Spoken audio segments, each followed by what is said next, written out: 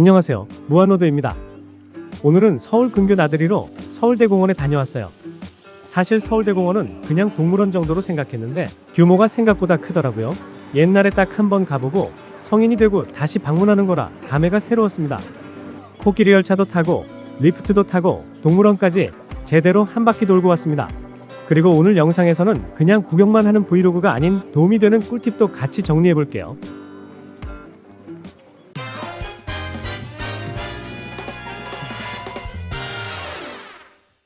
일단 서울대공원은 공원 자체는 무료인데 동물원은 입장권을 따로 사야 합니다. 그리고 여기서 꿀팁 하나. 동물원 자체가 굉장히 넓기 때문에 둘러보는데 시간이 꽤 걸리는 편이에요. 동물원까지 가는 길도 제법 멀지만 동물원 안에서도 오르막길이 제법 있다 보니 제일 꼭대기에서부터 내려오는 게 덜 힘든 편인데요.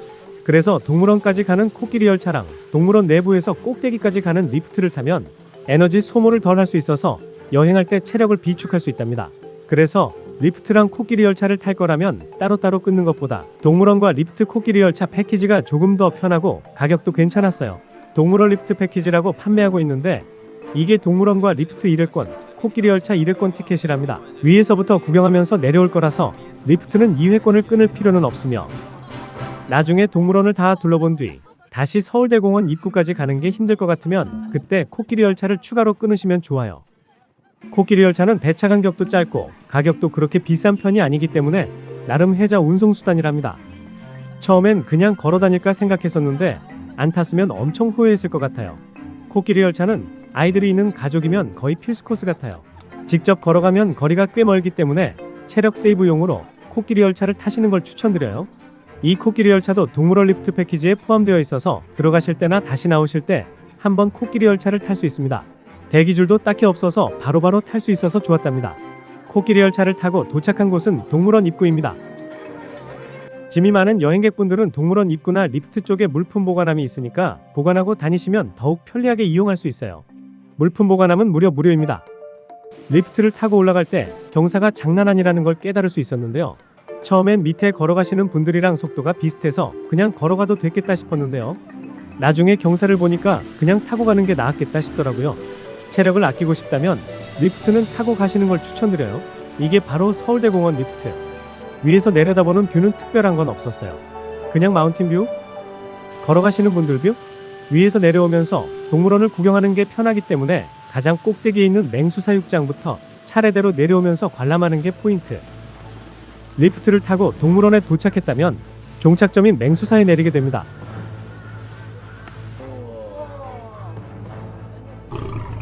제일 먼저 보였던 사육장은 호랑이.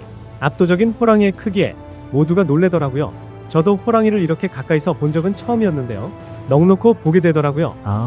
화면에서 보던 호랑이랑은 완전 달랐어요. 유리창 뚫고 나오면 얼어붙을 것 같은 느낌. 그래서 호랑이 전시관에서 제일 오래 있었던 것 같아요. 호랑이는 관람객들을 위한 팬서비스인지 유리창 앞에서 계속 왔다 갔다 하는 모습을 보여줬습니다. 마치 이 정도면 만족해 같은 표정으로 말이죠. 이게 동물원에서 흔히 보이는 정형행동인데 이로 인해 호랑이를 더욱 가까이서 관찰할 수 있어서 좋았어요. 그리고 이어서 만난 건 표범 사육장. 여기는 시간대가 맞으면 표범들이 나무다리를 왔다 갔다 하는 인상적인 모습을 보여주는데 제가 갔을 땐 완벽한 낮잠 타임. 세상 편하게 졸고 있더라고요. 하품까지 해주고 그래서 조금 아쉬웠습니다. 혹시나 나무다리를 타지 않을까 했는데 아니야, 오늘은 쉬는 날이야 하는 것처럼 다시 들어갔습니다. 스라소니도 졸고 있었지만 뒷모습만 봐도 귀여웠어요. 그리고 이어서 기대했던 곰 사육장 이었지만 곰들 모습이 보이지 않아 못 봤어요. 그리고 이어서 사슴사로 이동. 여기서부터는 분위기가 확 달라졌어요. 맹수 구간이 뭔가 모를 긴장감이 흘렀다면 여기는 느긋하고 차분한 힐링 구간. 겨울인데도 사슴들이 모습을 비춰주고 있어서 다행이었어요. 사슴의 뿔을 가까이서 보니까 왠지 모르게 아름답더라고요. 초식 동물 스페셜로 알파카도 가까이서 관람했어요. 저는 사실 가까이 가면 침을 뱉는 건 라마만 그런 줄 알았거든요. 근데 사육장 설명을 읽어보니까 알파카도 침을 뱉는다고 하더라고요. 그래서 거리 조절 들어갑니다. 괜히 눈 마주쳤다가 침 한 방 맞을까봐. 그리고 뭔가 기분 탓인지 냄새가 살짝 나는 것 같기도 하고. 저는 안전하게 멀리서 줌 땡겨 찍었습니다. 두 번째로 가장 오래 머문 곳은 남미관이었어요. 문 열고 들어가자마자 여름인가? 싶을 정도로 따뜻해요. 남미 동물들 특성상 온도가 높게 세팅되어 있어서 겨울에 가면 피난처 같은 느낌입니다. 대신 습도까지 높아서 외투 입고 있으면 바로 후회합니다. 남미관에서는 아메리카 테이퍼라는 동물부터 악어, 원숭이까지 볼 수 있었는데요. 아메리카 테이퍼는 처음 보면 약간 이 동물 뭐지? 싶어요. 코가 애매하게 길고 덩치는 돼지 같고 묘하게 귀여웠습니다. 그리고 이어서 악어. 진짜 한 3분 정도는 장난감인 줄 알았습니다. 보잉. 입만 벌리고 완전 정지화면 같은 느낌. 주위 사람들도 너도 나도 장난감인지 실제 동물인지에 대한 진위 여부 판단을 하고 있었는데 그게 너무 웃겼어요. 원숭이들은 남미관의 마스코트 같은 느낌이었습니다. 관람객한테 춤을 추고 있기도 하고 뭔가 장난을 치고 있기도 하고 남미관은 전체적으로 열대 느낌이라 겨울일 때 더 대비가 느껴지는 곳이었어요.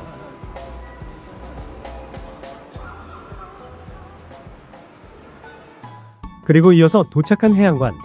예전에는 돌고래 전시가 있었던 공간이라고 하던데 지금은 별도의 돌고래 쇼는 진행하지 않고 디지털 전시관 형태로 운영되고 있었어요. 서울대공원의 역사나 발자취를 영상과 자료로 볼 수 있게 되어 있어서 잠시 쉬어가는 타임에 좋아요. 그리고 외부로 나오면 물범들을 만나볼 수 있습니다. 물범들이 수영하는 모습을 보고 있었는데 정말 수영을 잘 하더라고요. 그냥 잘하는 정도가 아니라 물속에서 완전 프로 선수들 느낌. 맹금관에 있는 독수리들은 제가 갔을 땐 조용했어요. 낮잠 타임인 건지 날씨 때문인 건지 날지는 않고 그냥 앉아 있었어요. 한 마리는 날개를 살짝 펼치면서 도약하려는 듯 하다가 다시 제자리.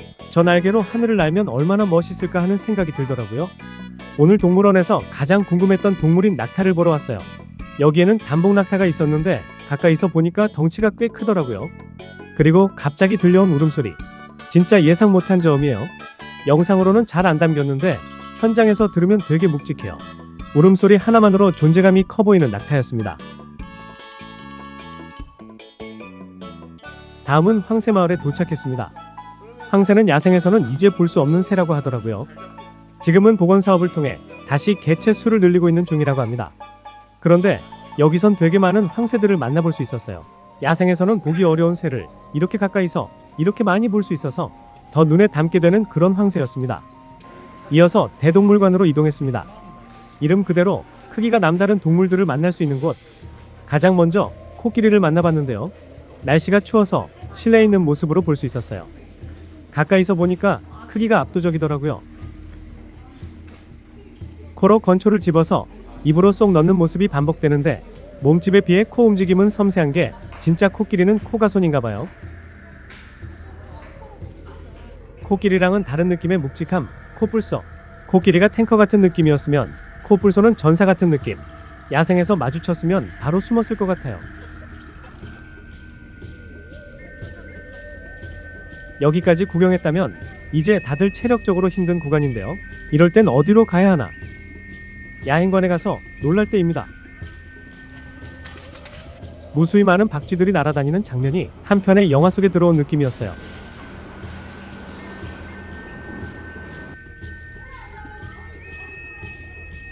곤충관에서 다양한 곤충과 타란툴라도 구경해주고요. 다양한 곤충들이 있어서 아이들이 좋아하는 전시장이에요. 이어서 아프리카 동물인 기린과 얼룩말도 만나줍니다. 날씨가 추워서 모두 실내에서 만나볼 수 있었어요. 기린은 실물로 보니까 목 길이보다도 존재감이 더 크게 느껴졌어요. 천천히 고개를 움직이는 모습이 되게 우아하더라고요. 얼룩말은 가까이서 보니까 줄무늬가 생각보다 더 선명했어요. 비슷해 보여도 자세히 보면 조금씩 다르다고 하더라고요. 그리고 마지막으로 유인원관을 방문했어요. 들어가자마자 가장 먼저 보였던 원숭이들. 처음엔 장난치는 줄 알았는데 가만히 보니까 서열 싸움인지 꽤 긴장감이 돌았습니다. 무리 생활하는 동물이어서 그런지 이 안에서도 나름의 질서가 있는 것 같았습니다. 그 와중에 귀엽게 생긴 원숭이도 있었는데 진짜 포켓몬처럼 데리고 다니고 싶은 비주얼.